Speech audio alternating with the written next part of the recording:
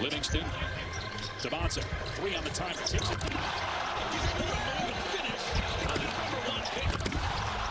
Coming up, the first chapter of what could be the NBA's next great rivalry. Written last night in Vegas. What did we learn from AJ Dybantsa versus Darren Peterson?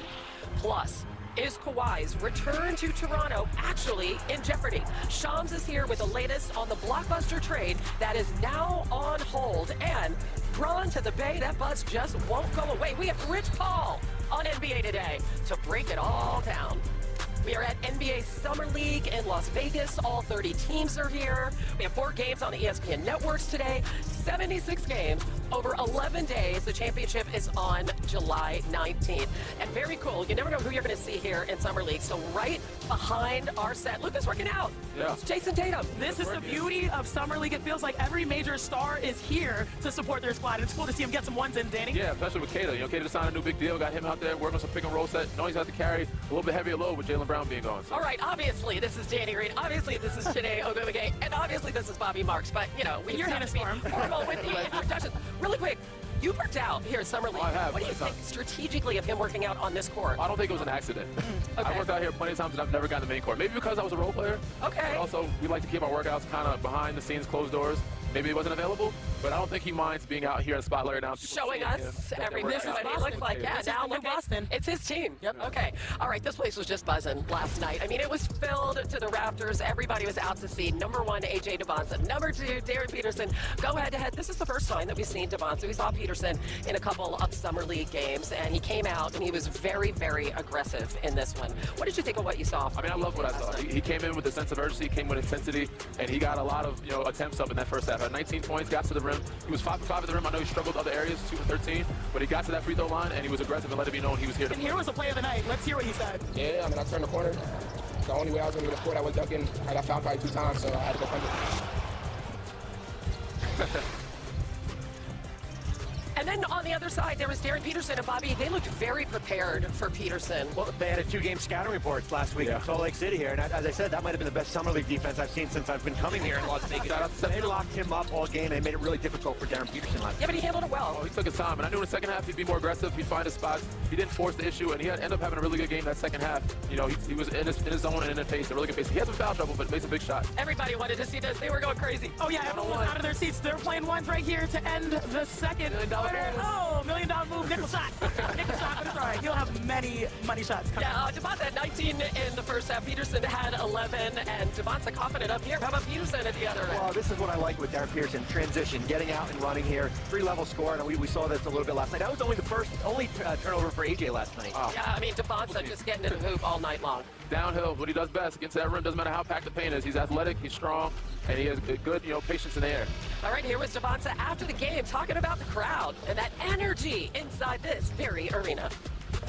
It was fun. I mean, first my heart to roar was like during the introductions, during the starting lineup. It was just crazy. Like I'm in Vegas, getting a lot of love. Just getting back on the court. I got bounced out the first round. So I haven't played since like March 10th, so just getting back on the court, playing with some guys, getting some chemistry. It was fun. I wasn't really experiencing that much in that game. I was off at the time, so I feel like myself again. So he has played since March, like 5 months. So Dybantsa's 27 points. Those are the most by a top overall pick in his Vegas Summer League debut since Blake Griffin back in 2009. Okay. That's pretty cool, right? Draft class right there. Yeah. Part of that draft class. And listen. Rounder, but really good draft class. The best ever, huh? Oh, yeah, the best ever. Top 5. I feel like we talked about that one already. James Harden, Drew Holiday, That's DeMar DeRozan, right. Really good draft class. There you go. I love it, Danny. Peterson, can I ask you about Peterson? Listen, it's Summer League. We saw him have 2 phenomenal games. He turned it over 8 times. He did have 9 fouls, which by the way does not foul you out in Summer League. Use them all. You have to go to 10. Use them all. But if you're evaluating his performance last night, I love his in-between game.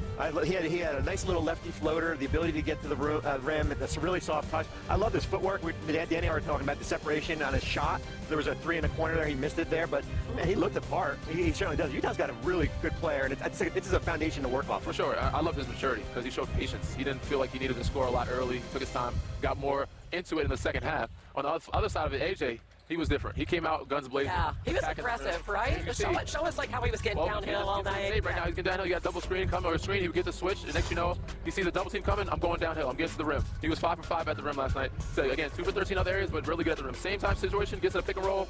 Kind of avoids the pick. Gets around. Gets lefty live. See, there's 4 guys in the paint. It doesn't matter. He's athletic. Has good hang time. Still finishes around the rim with an up and under.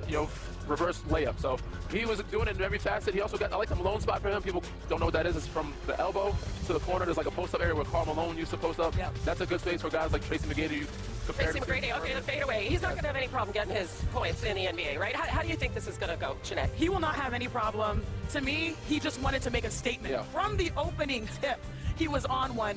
It's not about him playing perfectly. For me, it's about him playing passionately. There you go. Because the opportunity he has is to turn a franchise around. He will be surrounded by talent. The talent was there on the sideline, Trae Young and Anthony Davis. But the most important thing he has to do is galvanize his squad to be able to play well. And I feel like he's got that it factor. Now let's talk about his game. The ferocity in which I saw him attack was very similar. I know I'm not trying to make big stretches, like Giannis in transition. There you go. People that are just playing with force. The play of the night was the dunk. Yeah. Because there were multiple defenders around him. He split through. It's almost like, what is it? Didn't see you? Got fouled. Yeah, he didn't see you. Like, what is it, the John Cena? Like, yeah. When he's playing like that, it's like those are those unguardable plays. Now, I'm excited for the future. Over 5 and 3, we don't care about it. Yeah. Summer League. When he adds that to his game, this man will be different. Yeah, because, and you have Trae Young watching, right? And you have Anthony Davis watching. I mean, what must they be thinking about what this is all going to You know mean? what they must be thinking? That we can play through AJ Dybantsa. That we can put the ball in his hands and we can basically spread out the offense with certainly maybe Trae Young in the corner and we can post up AD. I love, as Chennai said, the ability to get downhill at his best in getting to the rim. 5 of 6 on attempts, 1 of 8 on jumpers, right? Which is still a work in progress. But I throw a lot of that out the window, certainly first come. And as we said, 1 turnover. Yeah. If you're going to have the ball in your hands and you only have 1 turnover, that's a good sign last The night. turnovers by Peterson bother you? No, because I think this is still a learning curve. I think, as we said, the defense last night, they made it extremely difficult. And remember, when he's in Utah, he'll be with Keontae George in that backcourt. A lot of these guys, and I give a lot of these players credit for being here. A lot of these players are not going to be on an NBA roster when we get to It's hard to grade them when they're not playing against or with other NBA guys. Again, the floor would be more space for AJ and for Darren Peterson with those other guys. I just love the fact they game plan for him in Summer League. Good job. I know that is kind of wild, but one thing I take away from Darren Peterson, it's not when things are going well that you keep eyes, it's when things are going more difficult. And when things were more difficult, he didn't quit, he didn't pout, he just kept playing the game. And to me, if you're looking for a star of a franchise in Utah, you need someone that can give you points regardless of how the game is going. Yeah. And it seems like, we said, Short-term memory. smooth operator. He's just going to be solid and consistent, and I feel like that's what they need at that point. Yeah, I mean, it's really exciting. Like, just watching those two and seeing the future of the NBA. Okay, now we're going to go off the court. We have this developing story. It was reported yesterday on our show that the LA Clippers, the Toronto Raptors, that trade centered on Kawhi is not going to be complete until the investigation into the Clippers and the company aspiration is over.